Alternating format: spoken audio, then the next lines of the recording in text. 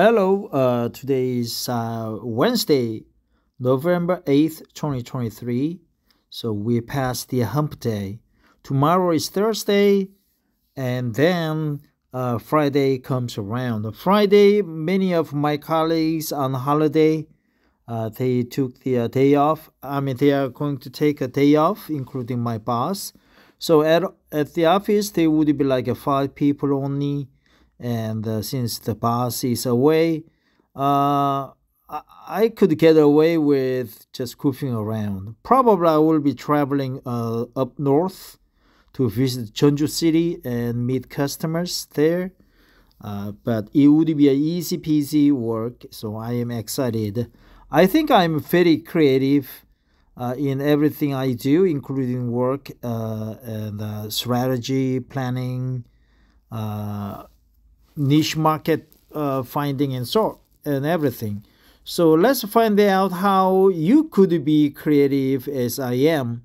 And I just randomly pulled this article from the internet to learn about how to become creative and inventive, and also to practice English by reading an English material each day for 20 to 30 minutes.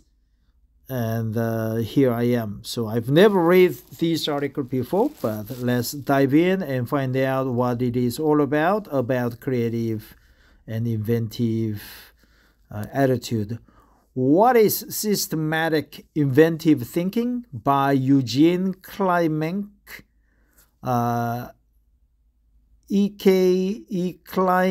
medium.com, Medium. What is systematic inventive thinking? Eugene Klimenko, probably he's from Russia or all other Russian associated countries. Follow 6-minute read, December 25th, 2019. That's Christmas Day, man. You didn't take a holiday on that Christmas Day? Listen and share. Systematic inventive thinking, SIT. Systematic inventive thinking is a thinking method developed in Israel in the mid-1990s, derived from Genrich Altschuler's trees engineering discipline. SIT is a practical approach to creativity, innovation, and problem solving, which has become a well-known methodology for innovation. At the heart of SIT's method is one core idea adopted from Genrich Altschuler's trees, which is also known as a theory of inventive problem-solving tips, that inventive solutions share common patterns.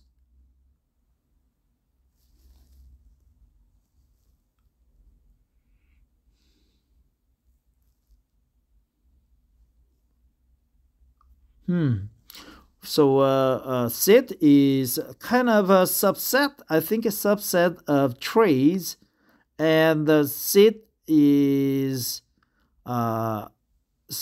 has one core idea, which is theory of inventive problem solving, or tips.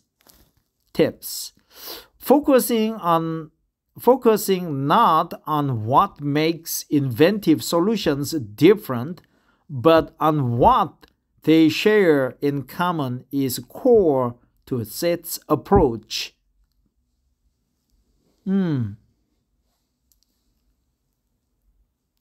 The methodology is also used in universities like Columbia University and London Business School, MBA.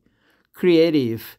In the 1970s, researchers from cognitive psychology discovered a method for measuring creativity.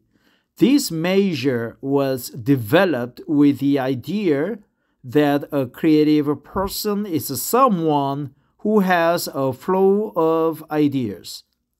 The number of ideas a person generates in a certain amount of time is indicative of their degree of creativity. Based on that thought, it was then assumed that an increase in the number of ideas would automatically lead to an improvement in quality.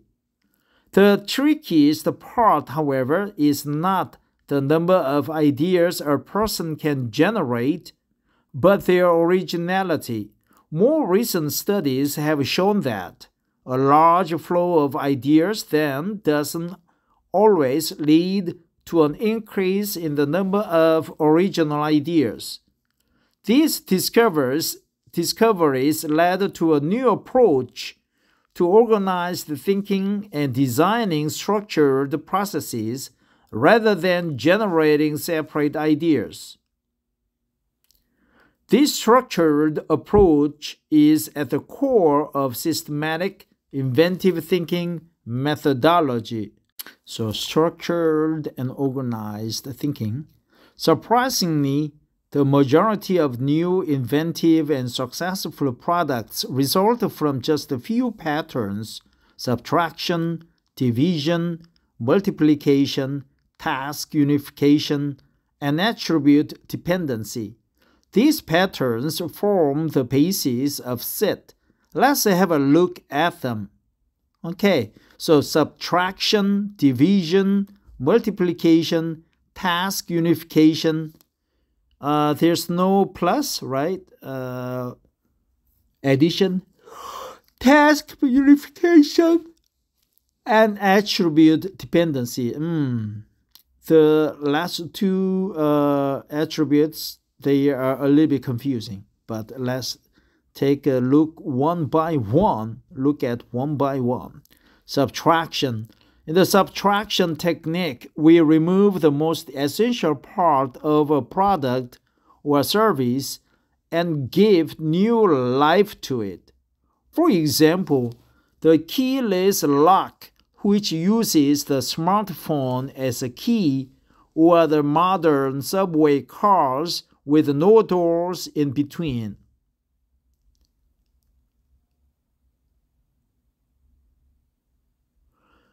In the subtraction technique, we remove the most essential part of a product or service and give new life to it. Give new life to it. Let's remember the expression. Give new life to it. Give new life to it. For example, the keyless lock, which uses the smartphone as a key, or the modern subway cars with no doors in between.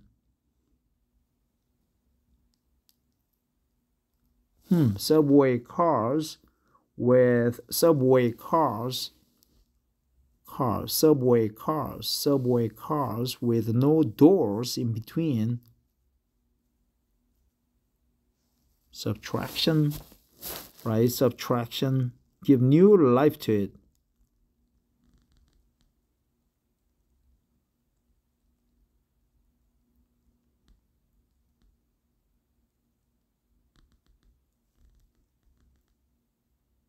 Keyless lock. So some essential part is missing, right? Subtraction. You intentionally take out the essential part of a product or service and give new life to it. Keyless lock, which uses the smartphone as a key, or the modern subway cars with no doors in between. Multiplication. Multiplication involves taking a certain component from a product or service and adding the same component to the whole again several times. Multiplication involves taking a certain component from a product or service and adding the same component to the whole again several times. As for an example of this method, you may see the phone charger with multiple connections or the multiple screen devices.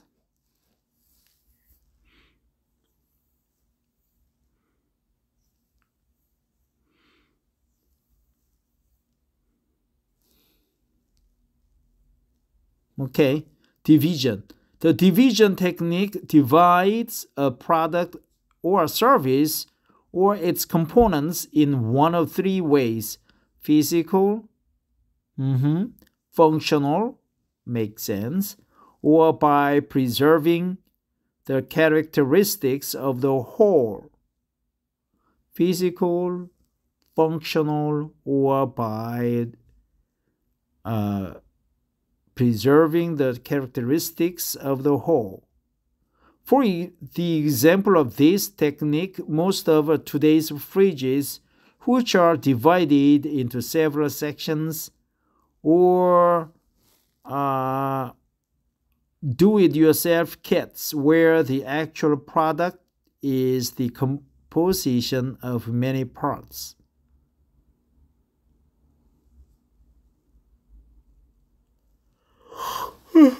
Actual product is the composition of many parts. Okay, actual product is the composition of many parts.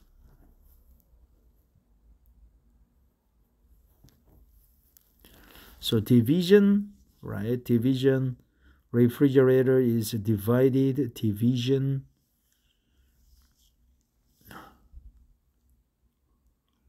Or do-it-yourself kits where the actual product is the composition of many parts. Division. Task unification. Innovative products and services are generally collections of certain tasks and activities that are unified within a component. Unification consists of new tasks being assigned to existing sources, more like addition, right? Task unification. For example, a lamp with USB or wireless charger or creative packaging that can sell for themselves like nothing else.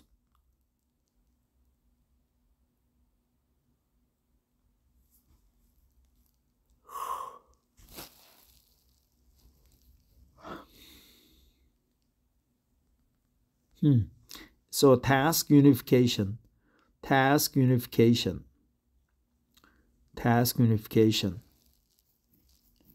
Addition, right? It's more like addition. Innovative products and services are generally collections of certain tasks and activities that are unified within a component.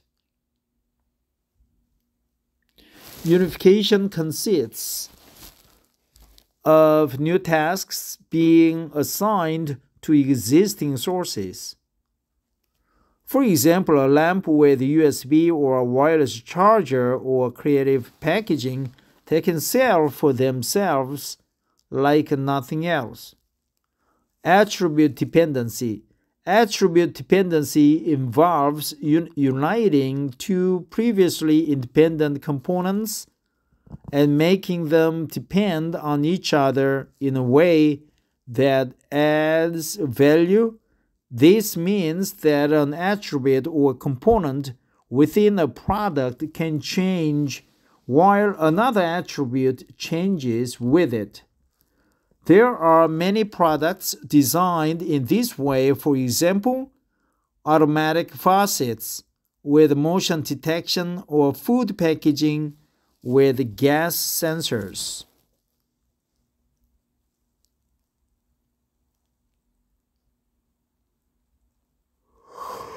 Okay, sensors. Attribute dependency. Attribute dependency involves uniting two previously independent components and making them depend on each other in a way that adds value. This means that an attribute or component within a product can change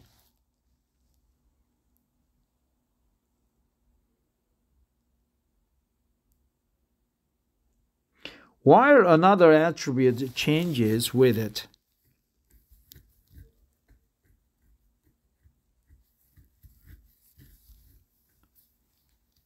While another attribute changes with it.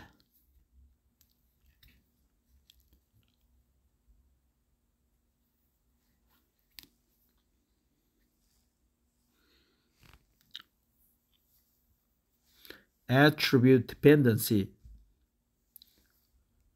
Independent components and making them depend on each other in a way that adds value. Attribute dependency. This means that an attribute or component within a product can change while another attribute changes with it.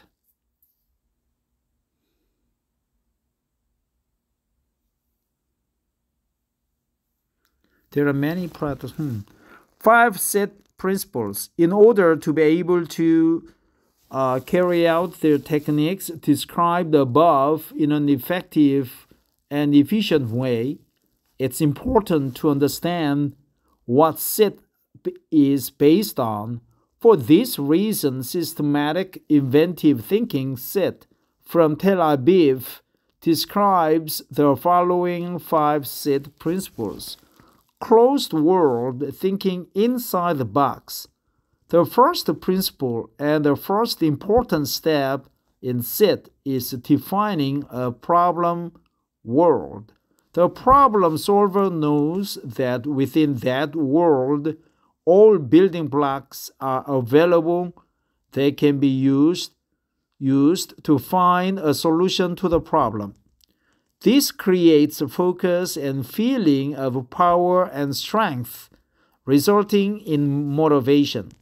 By approaching problems in this way, they change into challenging and fun puzzles. Function follows form. This term was coined by Roland Finke and is considered a reverse process since the point of departure is the existing resource and not the specific problem or the market demands. In other words, new demands are identified that do not exist yet.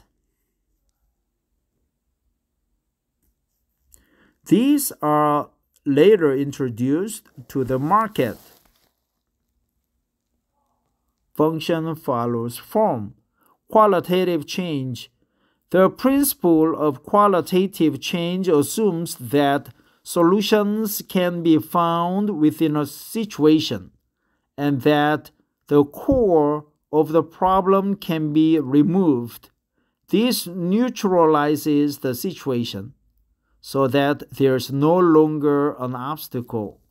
The previously negative element can even be changed into a positive factor. That way, a disadvantage is turned into an advantage. Qualitative change. Path of most resistance. It is natural to take the easiest route in the thinking process, just as water flows down from mountains along the path of least resistance. With little resistance, however, it gets harder and harder to generate new ideas. This is why SIT stimulates an alternative approach, the counterintuitive path. That is the path of most resistance.